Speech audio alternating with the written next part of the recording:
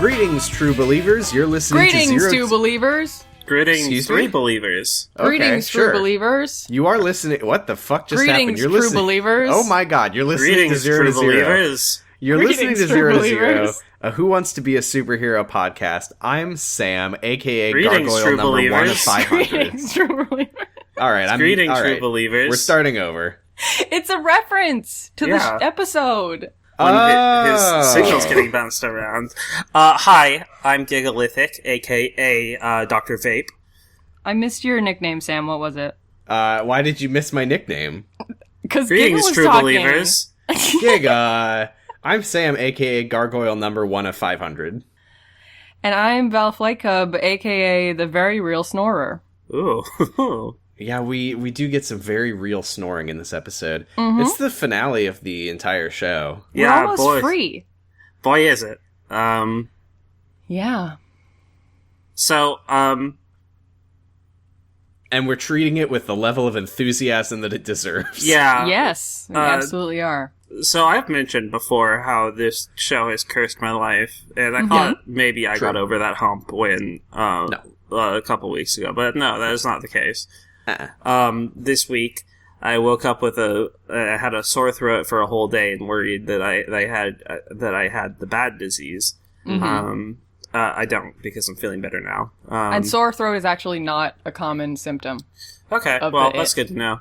Mm-hmm. But then the next day, when I was getting up from the couch, I tripped over the cord for my box fan and took a real big tumble. And I saw you mention that. It sounded bad.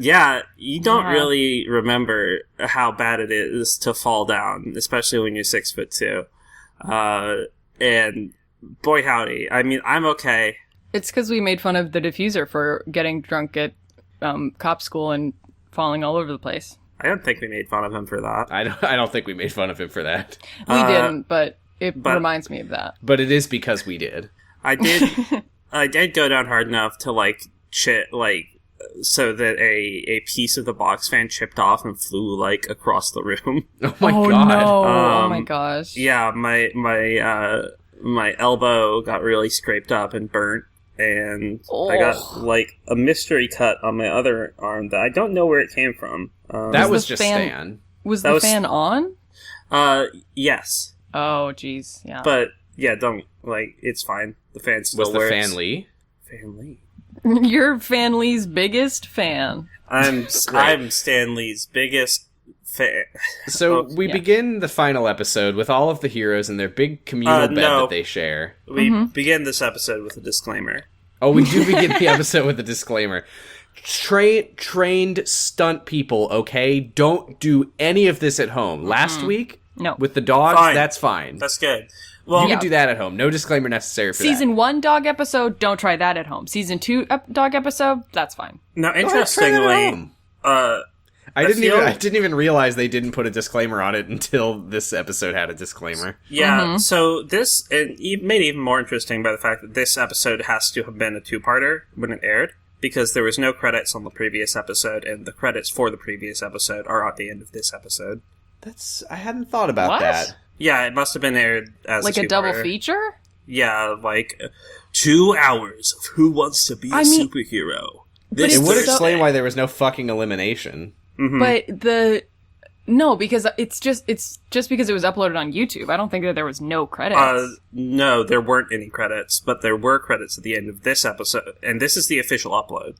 There were credits at the end of this episode for the people that appeared in the previous episode. So, what's her name? The dogs. The dogs and the lady at the reality TV show. Oh god, I fucking forgot about that. Yeah, she was credited. Pointless. Oh my god, I hate this show. She was credited as herself in the credits. So good news, I never have to watch it again. I had a hard enough time watching the last hour of this after it was dragged out for an hour. I can't imagine watching 2 hours of this show with where commercials. nothing happens for 2 hours. Nobody gets eliminated for 2 hours, and then there's the winner. I appreciate though they kind of took the Game of Thrones approach to the end of this show, if that's true, of just being like, let's just do it all at once. Let's get it over with. Honk shoe, honk shoe, honk shoe. Everyone's snoring in their big funny bed, and then the layer enters CGI lockdown. Yeah, Cliffhanger Man is not here, by the way. No. Yeah, a giant satellite JPEG comes out of the lair and blasts Stan Lee through space and time.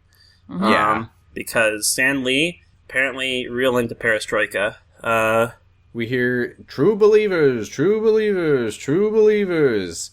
He's on every screen. Like everyone did to confuse me at the start of this podcast. Yeah, I mean, normally I would have expected you to take note of how many times we hear it, but I only wrote it down once. You know what? If you hadn't said it, I would have forgotten that he said it 100 times. It was really annoying. Because he didn't say it 100 times, he said it one time, and they played it 100 times. Right, which is 100 times. Which is annoying to listen to. I know math. So at this point, a giant laser shoots into space and, redirects through a satellite, and then we cut to, a NASA control room, and someone says, "Are you seeing this?" Uh-huh. And it's then very Stan appears on screens all over the world and in outer space, and we see Stan on a satellite, and an astronaut says, "What the hell?" Mm-hmm. Yeah.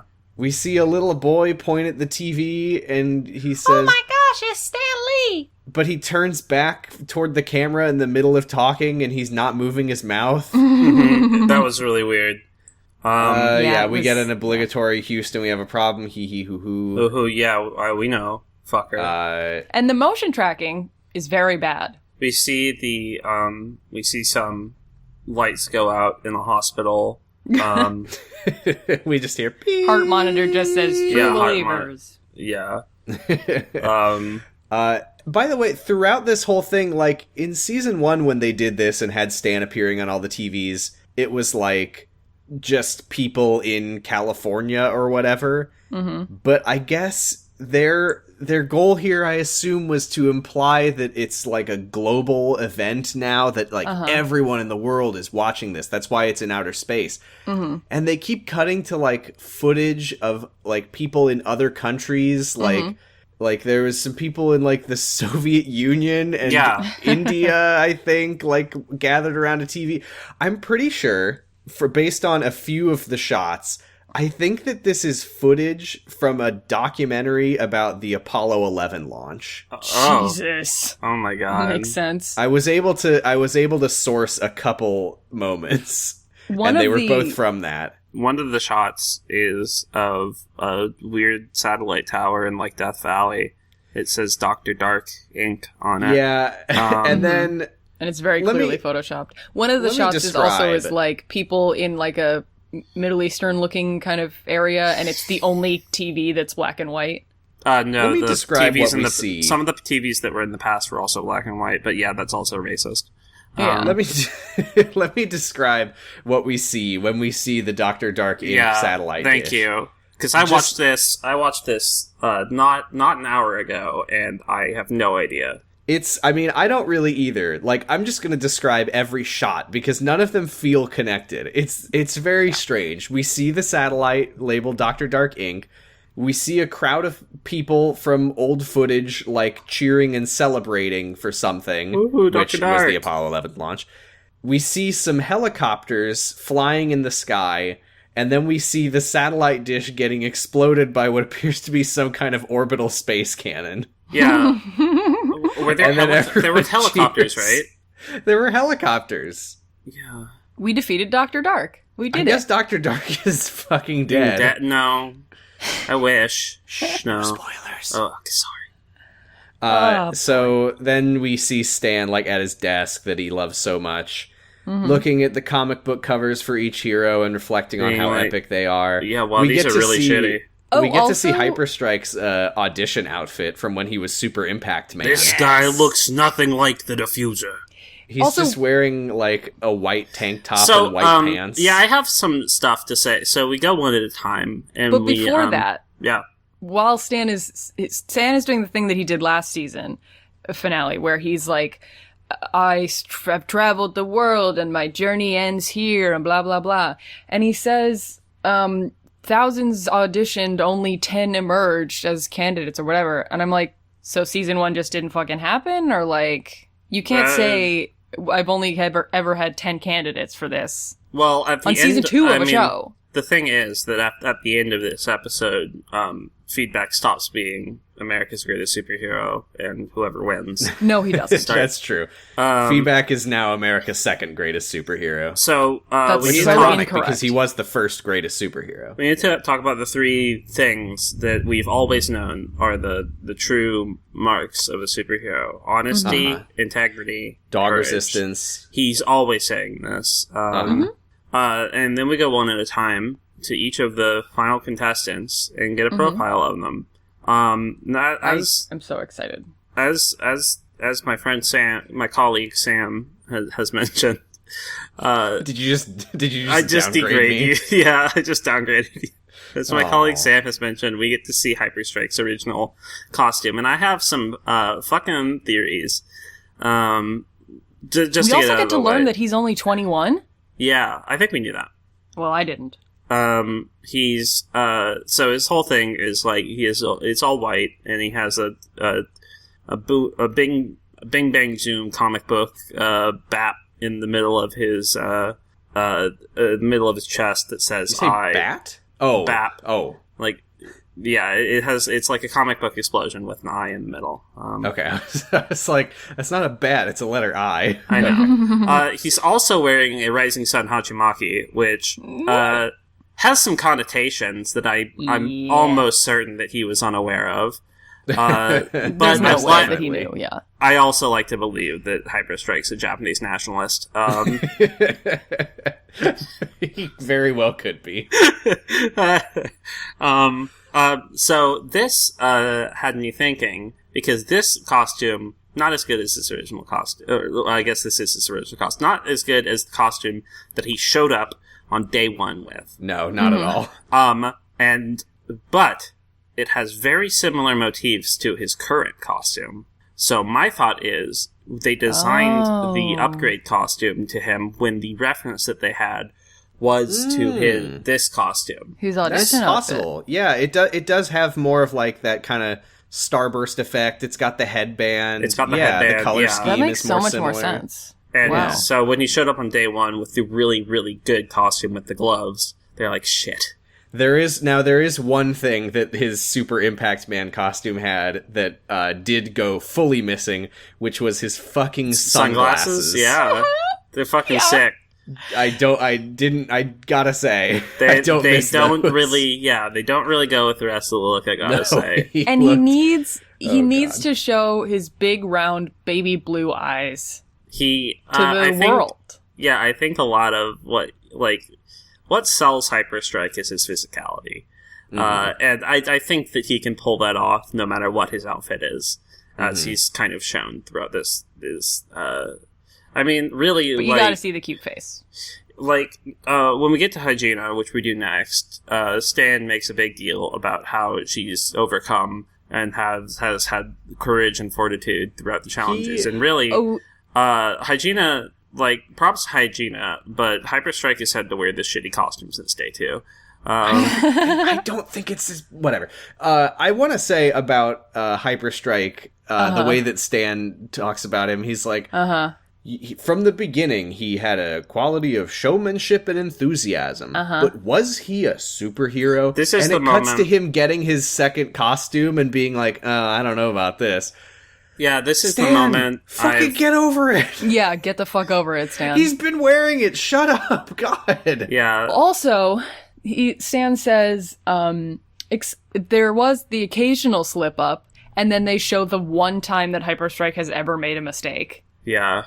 Oh yeah, saying his last name. And Saying then his they- last name. And I'm just like, that's not an occasional slip up. That's And then- one. Yeah, that's a slip up Yeah. Then they that go happened and he on says, an occasion. and then he showed that he could really be a leader. And it shows, from the part where they were stuck in the storage crate. He had an idea. And that's fucking Parthenon erasure. Well, I Parthenon mean- was being bossy. Stan didn't say in that he was showing leadership. I think it was just that he was showing initiative or something. I think he did say creativity. leadership. The word he used was leadership. Oh, okay. Yeah, which All doesn't right, really never make mind. any sense. He also says about Hygiena, when we met Hygiena, she seemed more like an underdog than a superhero. What the fuck does that mean, What is Stan? that? First of all, Underdog is a superhero. Everyone knows Underdog. Everyone is a loves dog. Underdog. There was a movie. Come on. Famous beloved character. Mm-hmm. There was an Underdog movie. I saw that movie in theaters when I was little. Was that like a fucking like CGI? Yeah, it was like a fucking Tim Allen dog. Jesus Christ! It was. Yeah, I don't forgot remember. about that movie. It is. Me too. It is out of pretty my good. So then we get a really nice moment that I really enjoyed, which is Stan saying, "Her inner strengths took her to new heights as a hero," as we see her getting dragged down onto the ground by a dog. And it lingers just like a little too long. The floor is a new height. Yeah. It's a lower height. She doesn't usually go on the floor. I gotta say, Hajime's original costume was a lot better. I like... Sam, I think I kind of really prefer think her that second you should one. stop while you're ahead. I think it's a lateral You're move. just self-owning at this point. I think it's a lateral move. Sorry. Okay, whatever. We get an obligatory comment about how the Defuser was already a hero. The Defuser likes his whole mission is to suppress evil, and I think that's very noble that he resists the evil inside of him every day. Only shoots dogs sometimes. Some of his photos that they show of him. Wait, no, this is later. But anyway, this is later. But yeah, we're gonna talk about that. He looks like shit in his audition. His audition costume is really weird. He looks really wet. He has so much on him, and the little like ball things are dangling so much. They're called around. It's called a scrotum. Yeah, that. Then Stan is like, Defuser was really fucking annoying at the beginning, but he learned at the end to balance leadership and determination and had a perfect performance. More like he balanced one dog and another dog. Yeah, great. Fantastic. I love it. It's good. Using his physical strength. He does say, he doesn't just say like the Defuser was, he says the Defuser was always being a leader. But some of the others thought that he was overbearing. Yeah. Some of these sorry you're offended. Yeah, sorry. Some of these ungrateful snowflakes really kind of fucked it up for the Defuser. So that's the intro, and now weirdly we now return to the lair when. So I guess everything that happened with the satellites and stuff was non-canonical. I just want to say one thing. I don't like Stan talks about his superhero, who's his next rated superhero, because it's not his. It's mine. It is now legally his. They are now legally his. They signed away their creative rights for the whatever, but he didn't make them. He gets to, but he made them. He gave them their bad makeovers with their new costume. He told them what their powers are now. He did give them exposure. He demoralized them into their current disposition. He humiliates them in public. He failed to change their catchphrases. Mm-hmm. Oh, also, Stan, at the end of his wrap-up says... Sam, I got it. At the end of the wrap-up, Stan says, "What they do in the next few hours will decide who will be my number one superhero." Wrong! Lies! Wrong. That won't they decide didn't do anything this Lies! week. Yeah, he had already picked it. Now this isn't... No way. Yeah. I mean, considering that he didn't eliminate anyone last week, I think that the winner was already decided. Yeah.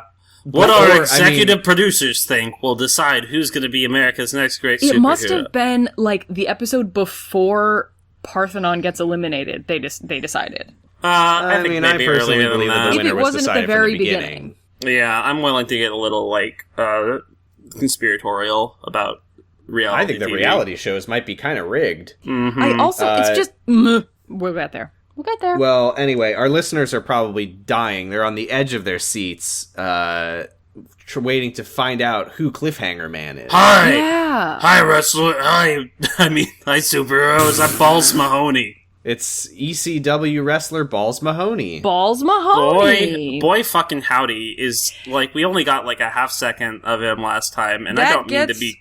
Balls Mahoney just thinking about it. I don't mean to be crude. I do. His face is fucked up. And his face is fucked up. I mean... We know why. We find out why. Yeah. ECW, that's why. Yeah. And I was wondering, because I was looking this guy up, and I was looking up ECW, because I was like, I don't know, I've never heard of ECW. Rest in peace, Balls Mahoney. So, yeah, rest in peace, Shout out Balls to a Mahoney. real one. I don't know anything about him. No, I don't know. Yeah, he could be a racist. His name was Balls Mahoney, and he was apparently a Satanist. Yeah, is he actually dead? Him. Yes, he is actually dead. Oh. I did recognize that he is a Satanist.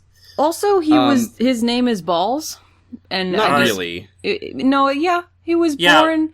A little baby emerged in the hospital, and his loving parents looked down at him and said, "I think we'll call him Balls." Yeah, because he chokeslammed the doctor, and then what if last week, fucking Hyperstrike is like, Defuser, can I borrow your balls?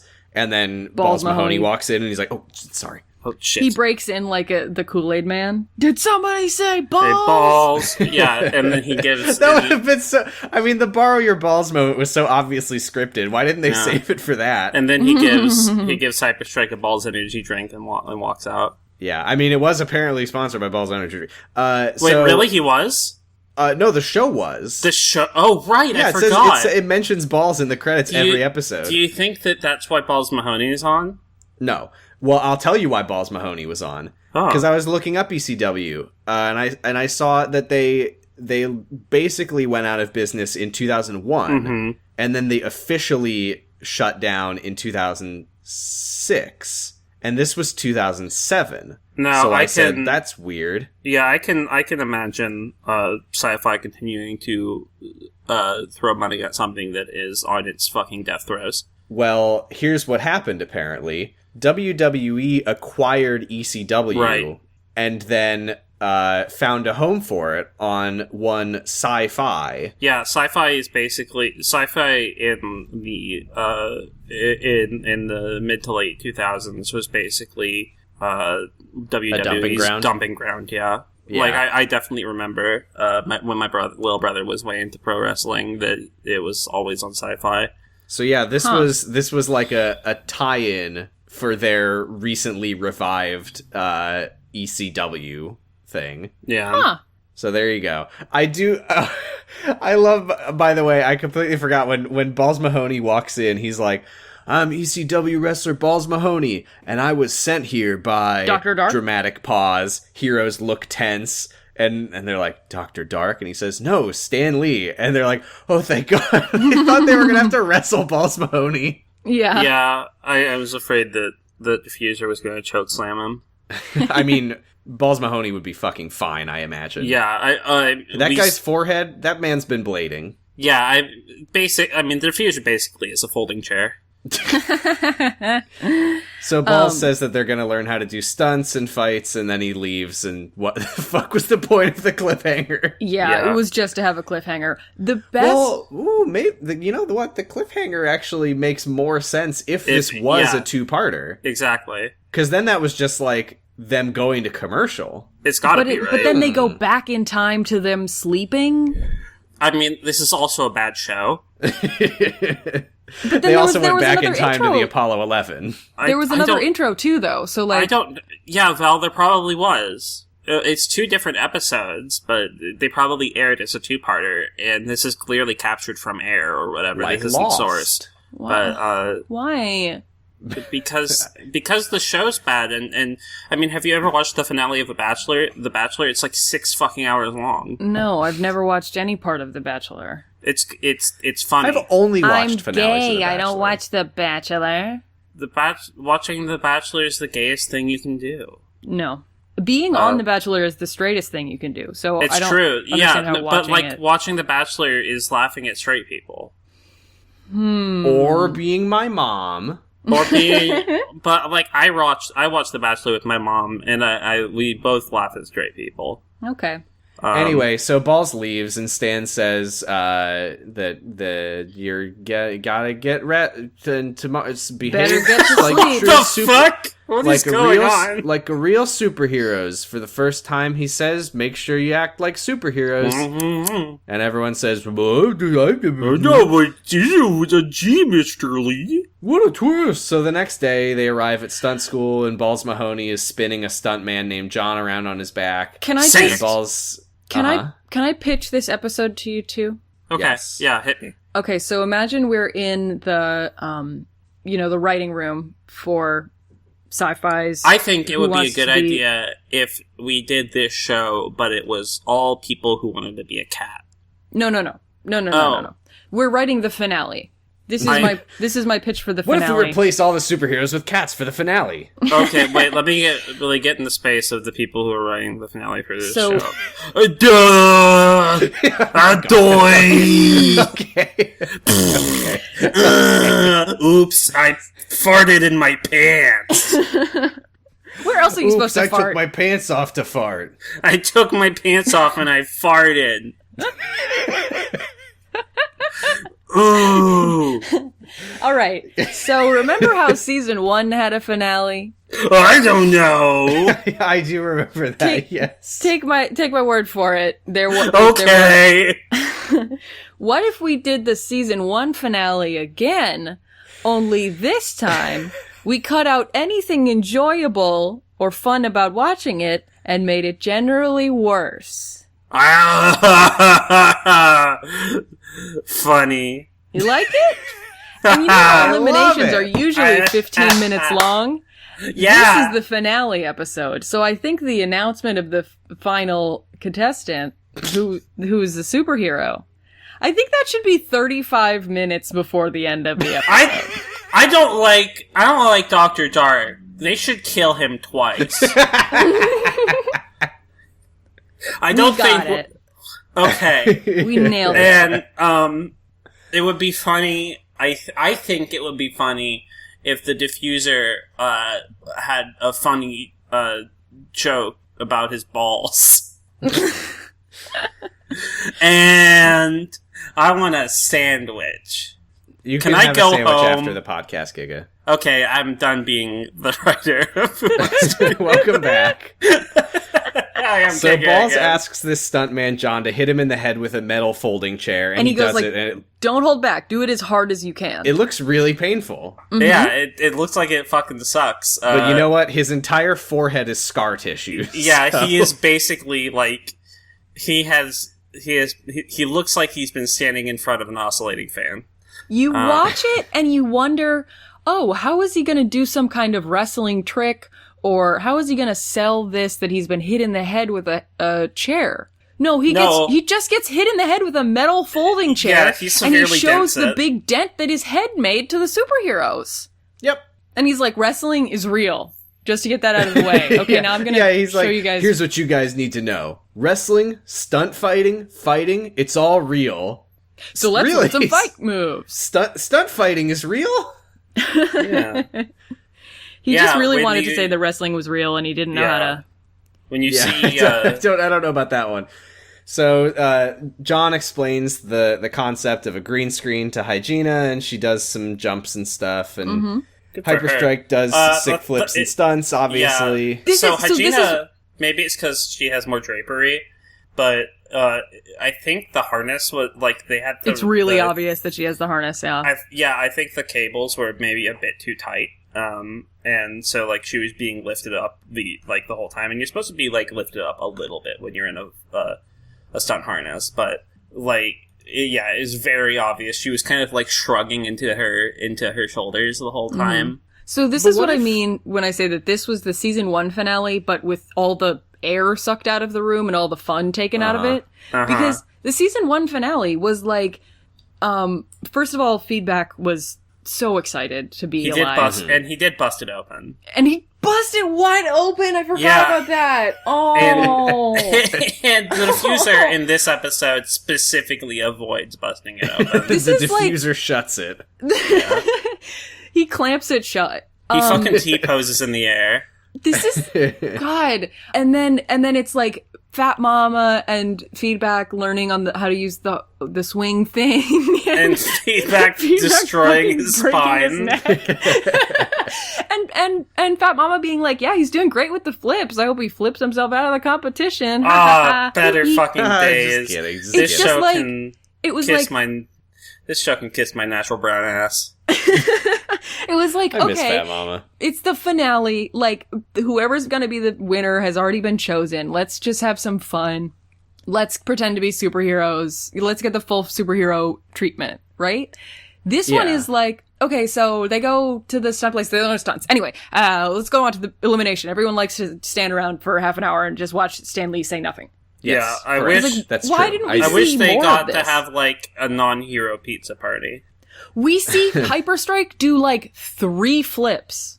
Excuse me? Now we have seen Hyperstrike do many more flips up to this point. He so. could have done so many fucking cool flips on the flip thingy on the harness. He could have been like, wow, that's not OSHA Hyperstrike certified. really There's no time shines for in that. this challenge. There's no time for that because the Defuser needs to get his super wedgie that they've been fucking seeding. Oh, you know what's interesting about Defuser going on the wires is he's 240 pounds and he's 6'4", so it's like he's a big guy. You know, he's 240 pounds He's and he's big. 6'4", so He really fucking like shut the fuck up, dude. I'd say this warrants some funny music. he brings it up so many fucking times.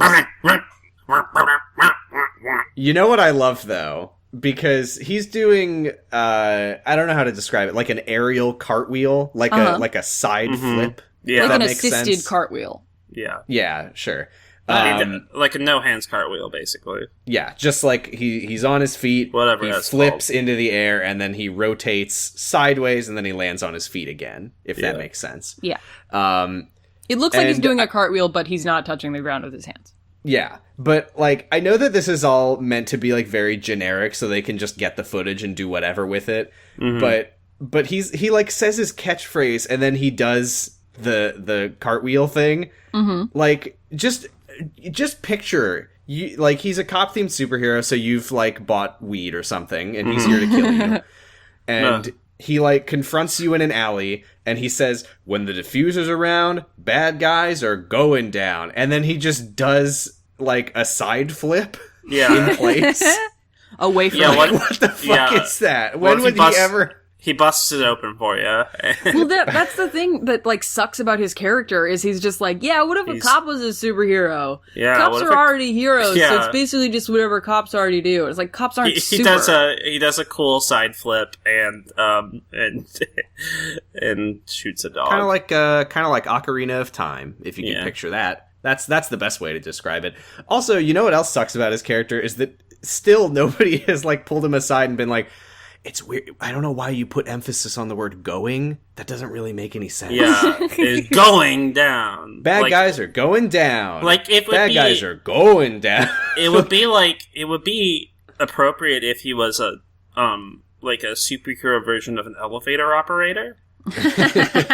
Yes.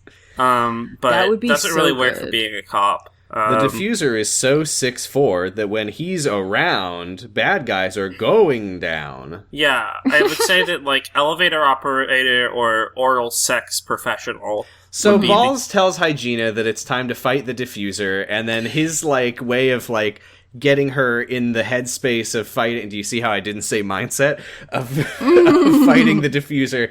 Is Balls like leans into her and he's like, he refused to do the laundry and he didn't add the fabric softener. And I'm like, well, yeah, it'd be weird if he did the second part without doing the first part. Yeah. He's just like, I'm just gonna put fabric softener somewhere. I put the fabric softener in the dryer whether there's clothes in there or not. What? I don't even care what happens to the rest of the laundry process. Not fabric softener. Not the Fabric dryer. softener goes in the washer, not the Yeah. dryer. I was thinking dryer. You sheet. mean- But Yeah, if you you mean do sheets. like a dryer sheet. I Yeah. pour that shit on everything. Yeah, I mean, it fucking tastes. It looks like it tastes really good, and it smells like it Yeah. tastes really good. So This, whatever, okay. Grandma. I was going to say I hate to be the Hyperstrike defense squad, but actually I love it. So I love to be the Hyperstrike defense squad. I'm watching Yeah. this show with the like, where is the anti-Hyperstrike bias right now? He doesn't just say, it's Hygiena, it's time for you to fight Defuser because he's haha big man and you're lady, so it will be funny. He says, okay, it's time to pair you guys up. And I wrote in the thing, in my notes, oh, how are you going to pair up the final 3? There's 3 of them. Oh, you're just excluding Hyperstrike. Great. Hyperstrike gets to fight him. Hyperstrike erasure. Hyperstrike rate. Well, yeah, It's true. We do not see Hyperstrike fighting anyone one-on-one. There is not anti-Hyperstrike bias in this episode. There is Hyperstrike erasure and apathy. There can be all 3. Yeah, As It's Stan true. once Anyway. said, it's all 3. it's all 3. 3. I of have them. some bad 3 of news them. for everyone because this is where the show Who Wants to Be a Superhero gets castrated. It's true. Oh, Because no. Balls is gone. Balls is gone. And on his way out, he says Excelsior. Now, I will And say, real quick, he does throw up the horns for Excelsior, which is very cool. Uh-huh. But also, Hygiena has this face. Oh, that yes. she does Her when game she's face. serious. Yeah, and it's really fucking intimidating. Like, she's stone cold in that moment. And, yeah. After Balls leaves, by the way, Dr. Dark, who Dr. is Dark. still alive, Yeah. he, like, drops down from the ceiling behind them, and it actually looks pretty creepy. Yeah. Because he's like got his like robes, and it almost just looks like a fucking pile of cloth like falls down behind them and then stands up. Yeah, He had to yeah. wait for Balls pretty to leave, creepy. because if he came there while Balls was there, Balls would just choke slam him and, like, fucking Yeah. ruin him. This is very momentous though. This is the first time that Dr. Dark has been in the room with them. Yeah, he was- and I he's didn't- like 3 feet away. Wait, I thought he was on the TV because I was watching him on my TV. iPad. Yeah, I was seeing him on a screen. So it didn't even, like, occur to me. Yeah. Like, it was more like Well, he more was like on the your moment TV. Dr. Dark appeared, I became aware that I was watching something on my TV. Oh, I see. Yes. So they made a great choice, by the way. Yes. Mm-hmm. You know, we talk about how season 2 finale worse than season 1, Yes. but you know, when Dark Enforcer was on the screen, he had to take off his mask and just look like a fucking idiot with his stupid little baby hood. Uh-huh. Yeah, it's bonnet. But this time they realized that you can just dub over it so you don't have to worry about him being exactly. muffled. So he's not like. Yeah, so Dr. true. Dark is here. He says something. I didn't write down what he says. Yeah, he says some of the super zeros. Kill It's me, bad acting fuckers. time. They Kill do a little me! stunt fight with him, and they beat the absolute shit out Yeah, of him. like there's Yes. like a moment where it totally could have cut to like a low angle shot of all three of them kicking the shit out of him. Oh, yeah. I would've loved actually I thought that it did. Does it not? There's a shot they of do two kick of them him kicking for him. like but they only kick him once each time, Okay. and then they It's kill so him. funny though because like I think he like punches Hygiena in the face. He does punch Hygiena in the face, which And is then that's the end. That's like the it's end. over for him. Like he yeah, gets he gets one punch one move. in, and I think it's he just gets a one move complete in on each of beatdown. them, and And then they then- just annihilate him and kill It him. is not close. And then he says, "All right, superheroes, now you're really gonna get it. I'm gonna stand 7 feet away from you." Yeah. And that's when it's really I'm going gonna stand down. in front of this big glass cabinet and this pile of cactuses, and I hope nothing happens. Yeah, Right. so they all blast him with their various powers. Taser gloves, beam, Taser and gloves is such a hyper- stupid power. Why would you be able to send a beam of taser out and of your gloves? hyper blast, and he gets pulled from a wire into a door. Yeah. A And convenient that's door. it. He falls on the ground through the door, and then he's Yeah, that's it. Dr. Dark is Dr. Dark's fucking fucking dead. dead. dead. I was watching Uh, this with Alec. I like paused at this point, and I was like, "This dude made a clone of Stan Lee and made the clone giant, and they throw him through a door, and he's dead."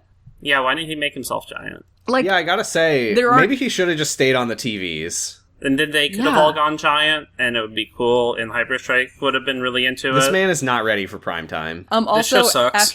after they shoot him, Yeah, Hyperstrike is standing like, he looks like a high school boy who's just been told to stand with his feet shoulder width apart yeah, he looks like a Danganronpa character. because his feet are like, So 5 Stan feet says, apart. "Okay, great, you killed him. He doesn't matter anymore. Let's go back to the lair and decide who wins the show." And then I'm like, wait, There's like no, 35 wait, minutes no, we're left. Let's wrap this up. We're oh, we're not even halfway over in. yet. Yeah, This is only like a third of the way in. yeah, this is maybe 10 minutes in.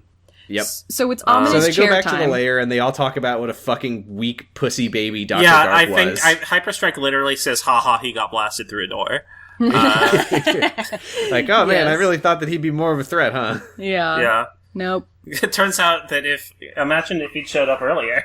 Imagine if he was in that storage crate. Then Yeah, I assume they cut the scene where like 8 people beat the shit out of Bee Yeah. Sting.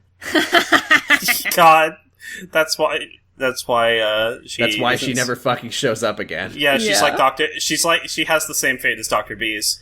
Yeah, spoilers. Fucking Bee Sting does not appear in this episode. Damn, I wish that would have she been did. so great. If anyone for some reason thought that she would, no. No. Rip. I'm the eternal optimist. Did everyone stay put? Did you stay behind for the post-credit scene, though? Where Bee Sting shows up? Yeah. Nope. Yeah, to set up season 3.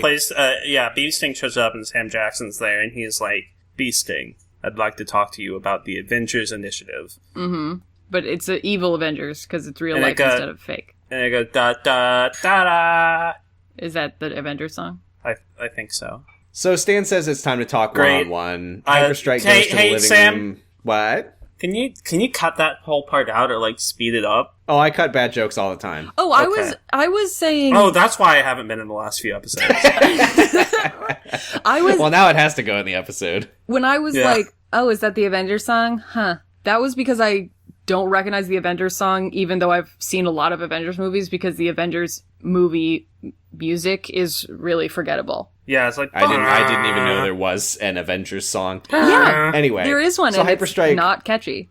So Hyperstrike goes to the living room to have a one-on-one talk with Stan, like in season 1, and he says, Hyperstrike, you embody the athleticism of a superhero, but I think that's gotten in the way of me getting to know you. Do you mind if I call you John? So at this point, at this point in the show, the dread is setting in because I know Hyperstrike isn't going to win.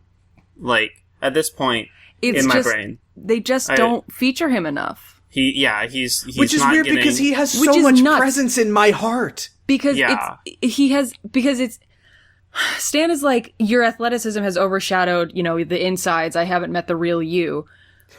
That's Yes, not you because have. of Yeah, him, John- Stan. That's because of David Productions. Yeah, John Because Stork you don't give is a fuck not about him. This Like- is not who's America's next greatest John Stork.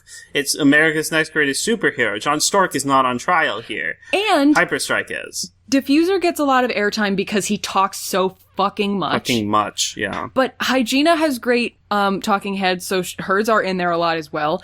Hyperstrike, every time he has a talking head, he's describing the challenge or whatever it is, like with a pretty good amount of detail and a huge amount of enthusiasm. Like, I don't understand why he's not, I understand why he's not focused more. Well, he because- actually had about 50 more talking heads than we saw, but they cut all of them into the time that he said, I really want to be the clear winner.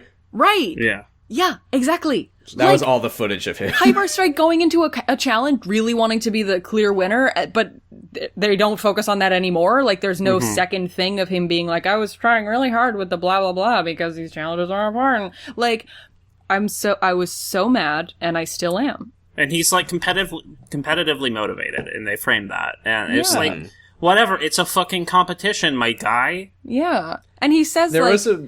I'm athletic because, like, my heroes were athletic, and so I put my energy into doing that, and into Please, living my his life that way, emulating them.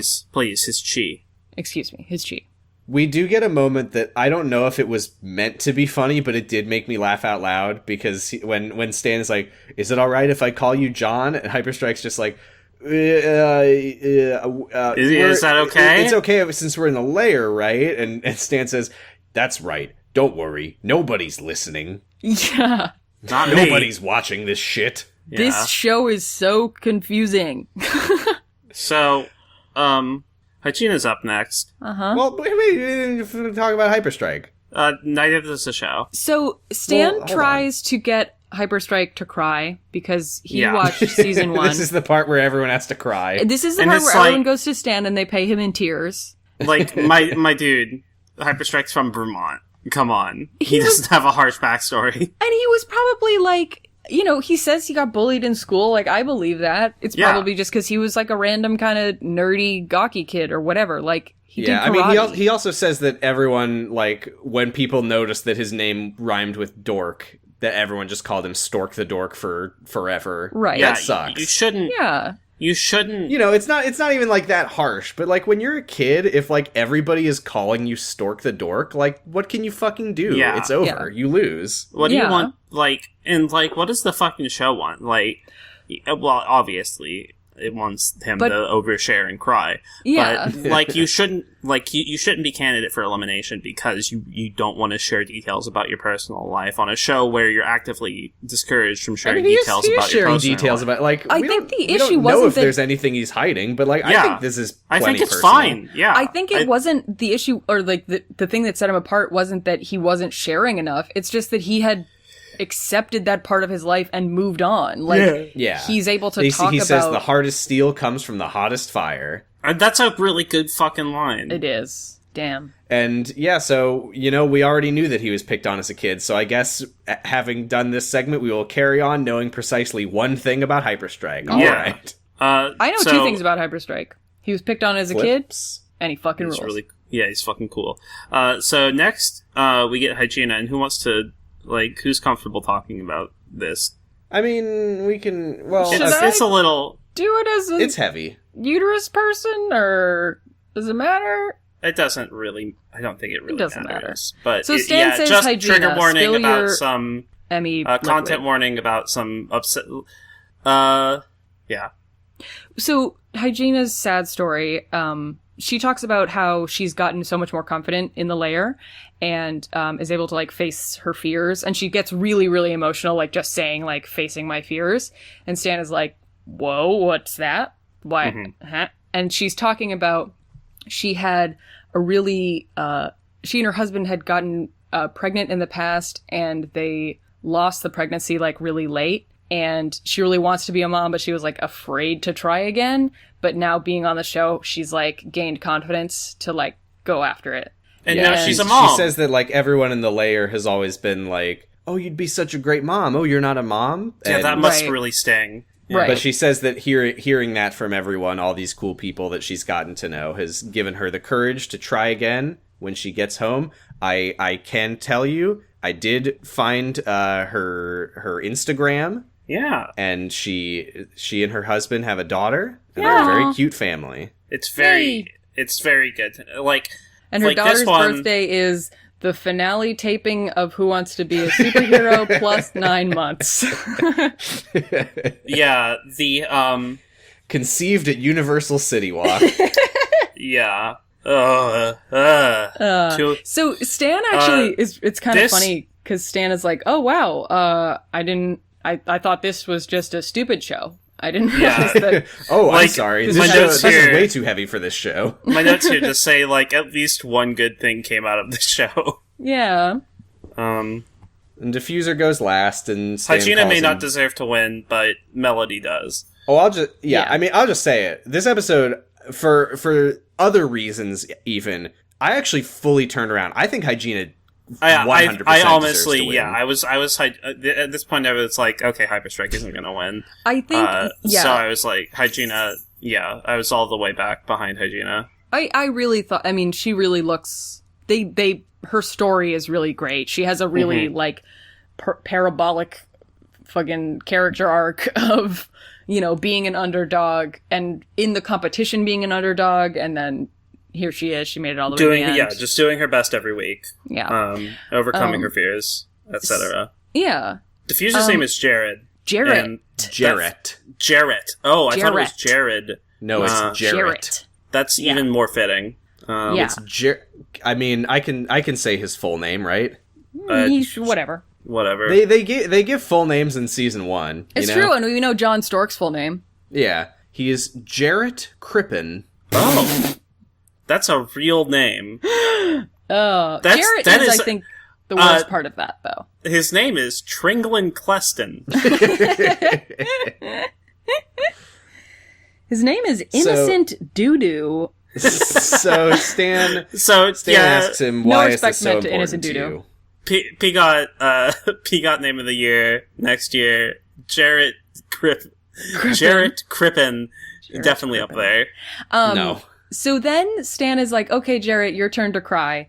And Jarrett is like, well, I don't have a sad story, but my sister does, so I am going to exploit this. Now, they're family. It's his sister. He's clearly very I don't know the details. Like, yeah, I'm not gonna. I'm not gonna say that he's not completely justified in being as emotional as he is. He says his sister got off the wrong it's track. It's not him exploiting it. It's the show exploiting it. Right. Well, that's the thing. He says, like, sorry for crying. I don't tell that story very much. And now everyone knows. And it's like, yeah, now thousands of people have heard it. Yeah, so here's exactly what happened.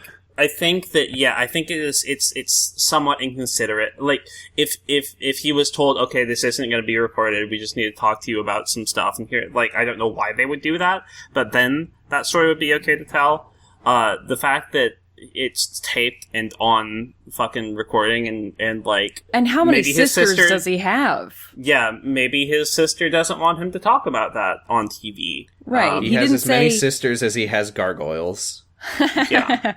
Well, then they're fine. They can blend in the crowd. God, wow. That's... But, I feel... yeah, he didn't say, like, a family member. I don't know. Maybe his sister is, like, you know, that's her thing now, is being...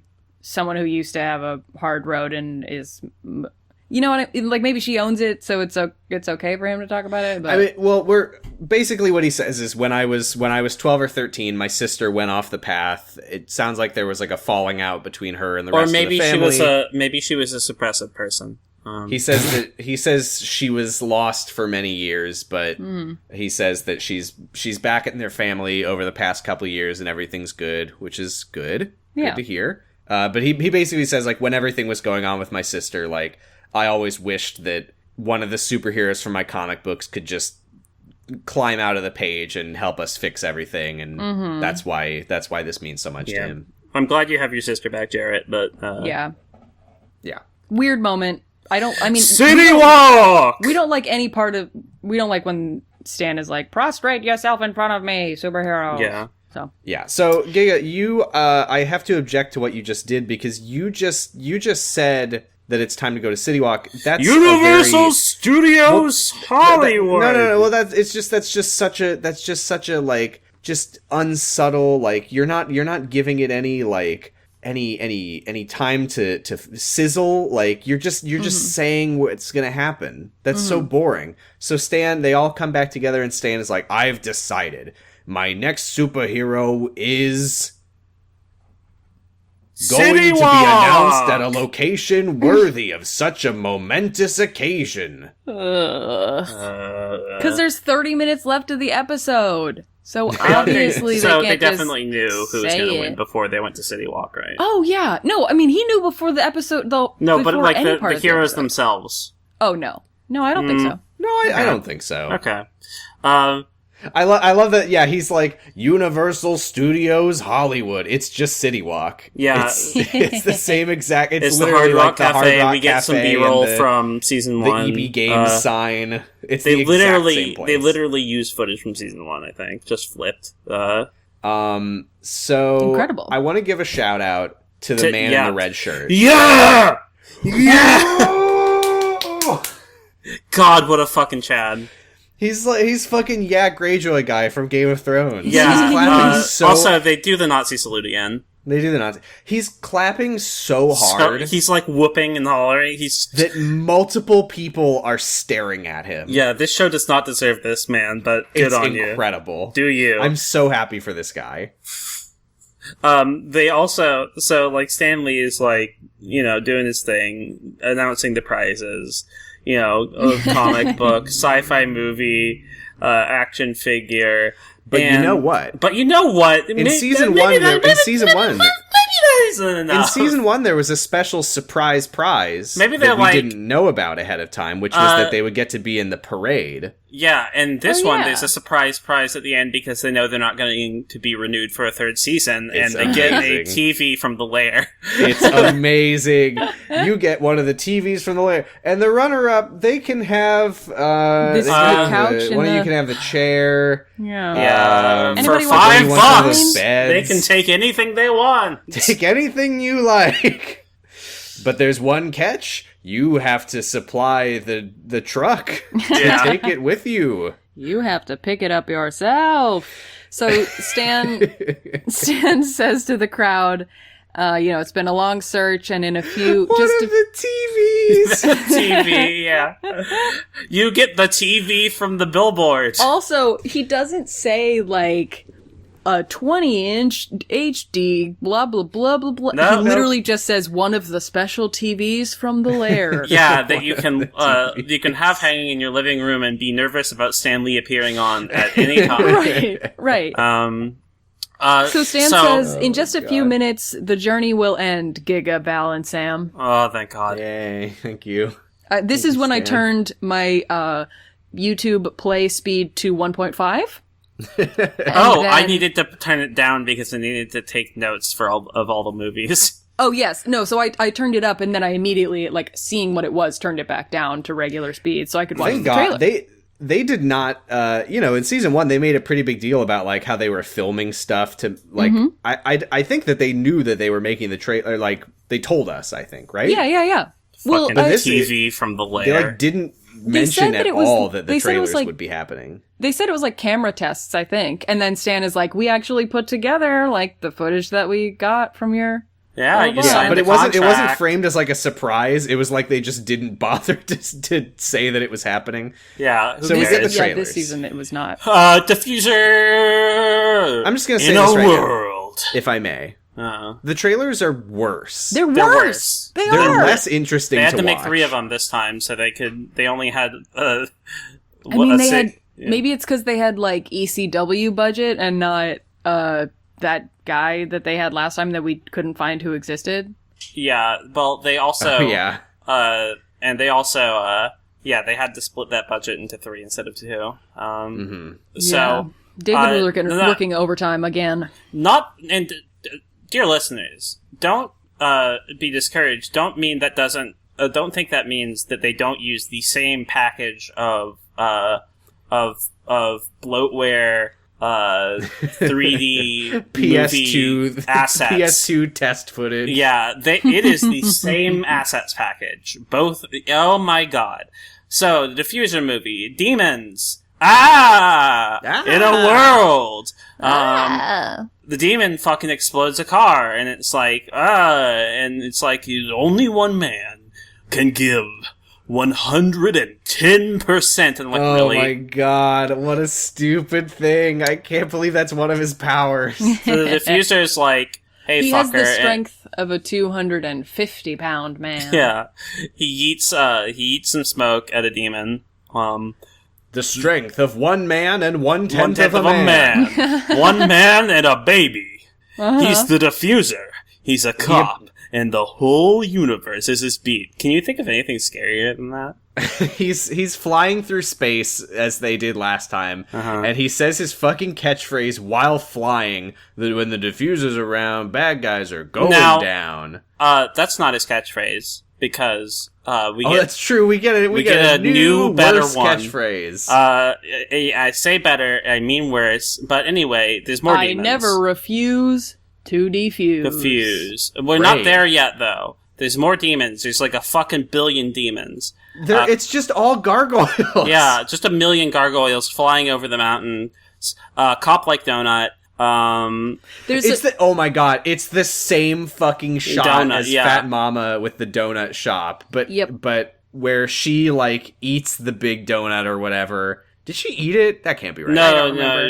She like grew to the size and it broke. Oh yeah, but the Defuser, he like flies through the donut. Oh yeah, he's like, oh God, tasty. The line is he sees a gargoyle and he says that doesn't look good, and then he flies through the big donut and he says, but that does. Oh shit! And then they say his one weakness is the super wedgie. Mm-hmm. Why do they keep fucking bringing up the super wedgie? But yeah, he destroys an army of demons with. Obviously, he destroys the demons with the power of his nipples, and a weird new power. He like opens up, he like pulls his vest to like show off the logo on his chest, and all the gargoyles die. Yeah, he has to wear the vest. He's like Cyclops. His chest just constantly projects this horrible power. But listeners, this is the end of this trailer. But don't worry, there's more. Well, no, there's one. There's one. Right. There's one last thing in the. I gotta say, I had way more notes on the diffusers. The others are just kind of boring. Yeah. They say no problem is too big or too small, and then we cut to astronauts playing golf on the moon. And the diffuser said he like holds up a golf ball and he's like, "Is this yours, sir?" And the astronaut says, "Thank you, diffuser." You just ruined their golf game. Yeah, come on. That's not how golf works. He just put that in sir, his ball it looked bag. like you hit this ball and it went flying and landed over here near a hole. Imagine trying to find a golf ball on the moon. I didn't even and think then about he says, that. You're "I not never supposed to refuse return to the defuse." ball. Yeah, he like catches an outfield fly, but it's a golf ball. So we get some letters from home afterwards, and by letters I mean videos. And Stan says, "Hey, I sent a camera out to get videos, testimonials from your family. That's bullshit. The camera quality and audio quality varies fucking severely. He sent out one shitty camera." I don't think so. No, because, like, this is more relevant for Hyperstrikes because, like, some of his are on VHS. He sent one nice camera that got beaten up and dinged up on the trip around the world. Mm-hmm. So, there's something we need to talk about here. We see the diffuser's wife. She's barefoot for some reason. That's how he likes it. Yeah, I guess. I don't notice things like whether people's feet are visible or not. Yeah, I just, I'm not weird, okay? Uh-huh. Yeah, I also did not notice. I know. I thank you for not calling me out, Sam, my one Your friend. feet, milady. But yeah, I just, like, noticed it, like, below, because I was looking at the Chiron, and, like, her feet are, like, just barely in frame, and I'm like, why is she barefoot? Anyway. She's at home. I'm not. At home, yeah. I'm normal. Yes, you anyway. We get a bunch of pictures of him like a fucking graduation slideshow. So, but there's one picture there's one picture in here that I think we need to talk about because I think the diffuser might be in a cult. He looks evil. He looks real. I mean, that's the kind of Halloween costume I used to have as a kid. Yeah, it's definitely a Halloween costume, but it looks like it fits him really well. Like, I can see... I also wasn't talking about the cult picture. There's another picture where he looks evil. Sorry. Yeah, but he's wearing the big hooded cloak and everything. Yeah, is that what you guys are talking about? Yeah. You know, when I was a kid, I had for Halloween one year, I think I was Ghostface from Scream. I've never seen it. Sam. I was just a kid, and I just thought that it was cool. I just thought it was epic. Yeah. You weren't like knockoff Scorpion from Mortal Kombat like me when I didn't know who Scorpion. No, I think I was actually Scorpion from Mortal Kombat another year. Yeah, I bought a Scorpion from Mortal Kombat costume, and I didn't know who Scorpion was from Mortal Kombat. all my costumes as a kid were just like cool, epic, badass man that I think looks cool. Yeah. Anyway, I was Scream for Halloween one year, and I haven't thought about this in a long time, but after that Halloween, I just put the robe back on. Oh my god! I was just like, ooh, it's very soft and breezy. Ooh, yeah, I can't blame you. Fucking I freak. forgot. I'm having this moment now where I'm like, oh yeah, when I was a kid, I just would put on the Grim Reaper robe sometimes. Walk around my house with a kitchen knife. Sneak up behind my brother. Oh my god. No, I didn't do that part. I think I probably only did it when I was home alone, so nobody would know I was doing it. So now you put it on the podcast for everyone to know. Tens of thousands of people listen to this. Val, I'd like to pose you a hypothetical. Okay. Say you're Hyperstrike, okay? I'm Hyperstrike. That's what he says. Mm-hmm. You're in a classroom, and you're helping some kids out to decode a secret message. Okay. What is the one thing you really shouldn't do? Tell them my last name is Stork. Yeah. So, say you're Stan Lee. Uh-huh. And you're like you're in the editing room, putting together these trailers. Yeah, Stan edited. Putting together these testimonials. Mm-hmm. Gee, I've never used a computer before. What do you think you should maybe not do what do you think you would do if someone were to say the person's first name? Well, so I think it's important to keep your identity secret, Right, so But- I would put that on a big screen at Universal City Walk for everyone to look at and yell at. So they just keep saying their fucking real names. Yes. You did skip Hyperstrike's trailer. Oh, yeah, we're not... Yeah, no, we're not, this happens during the testimonials. oh, is this... I'm not talking about Hyperstrike yet. about Oh, you Defuser? said Hyperstrike. No, did. I was using Hyperstrike as an example because Hyperstrike said his last name. Oh, I see. Anyway, but I also want to mention that, also, some of the talking heads are in, like, a Hollywood video, and that's funny, but, Yeah. Stan ominously says, he's it's- you want to oh see my your God, family, it's don't amazing. you? Don't you, Defuser? And Defuser's like, yeah, I want Yeah. to see my family. And like, Stan's like, here's the- one your way little or crumb, another, you'll pissant." see them soon. It's And- so fucking ominous. We know The what diffuser- we know what he means by this, but what did he mean by this? Oh my It's god. amazing. Like the diffuser is like smiling and he's like tearing up from seeing all his friends and family again in the video. You'll see them soon one way or another. And literally his smile just completely vanishes in an instant. He's like, "Oh."